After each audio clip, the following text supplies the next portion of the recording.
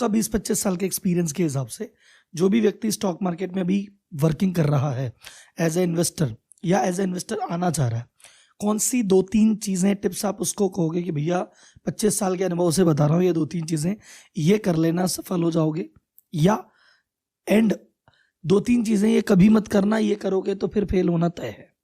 ये closing remarks है अपने सर।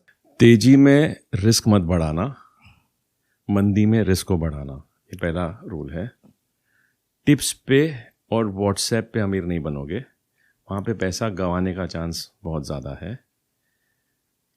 लॉन्ग टर्म को रिस्पेक्ट करो, टाइम को रिस्पेक्ट करो, लेंथ को रिस्पेक्ट करो, तो पैसा बनाने के चांसेस बहुत ज़्यादा है।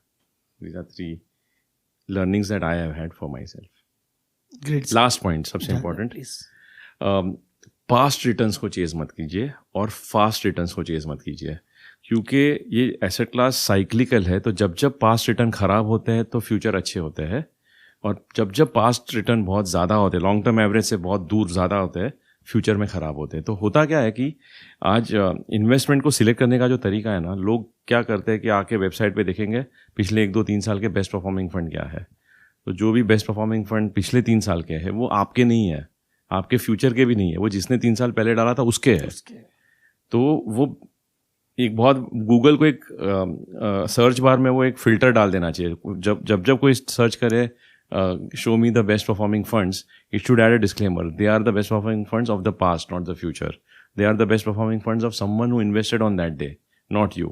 Your best performing funds will be very different than the best performing funds that I am showing you right now. Now that is one of the worst way of investing. और ये मैंने खुद भी 10 साल बहुत ही बेहतर तरीके से प्रैक्टिस करके गलत रिजल्ट्स कमाए, मतलब बहुत ही ख़राब रिटर्न उसकी वजह से आए।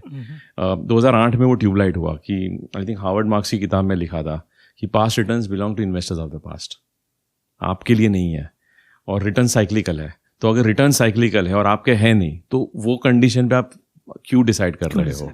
तो वो ट्यूबलाइट जब हुई तब मैंने अपने इन्वेस्टमेंट के तरीके को चेंज किया। तो मैंने बोला कि मुझे पहले तो अच्छा फंड मैनेजर चाहिए, और अगर उसके रिटर्न साइक्लिकल होने वाले हैं, बिकॉज एसेट क्लास साइक्लिकल है, तो वो जब खराब समय से गुजर रहा है तब मैं उसमें ज़्यादा पैसा लगाऊंगा। जब 3 साल पहले 2021 में मैंने घर खरीदा, और मुंबई में घर खरीदना मतलब आपके पोर्टफोलियो का बहुत बड़ा अमाउंट चला जाता है, तो जो मेरा बेस्ट परफॉर्मिंग फंड था उसको मैंने रिडीम किया, not the one which was worst performing. और अगले 3 साल में 2021 से आज 24 में जो फंड मैंने रिडीम किया वो हमारे लिस्ट ऑफ फंड में उसका रिटर्न एक्चुअली कम है, और जो उस दिन खराब दिख रहा था वो आज एक्चुअली बेस्ट रिटर्न है। तो returns fluctuate because of cycles. So don't chase what has given very high returns, and don't get out of what has given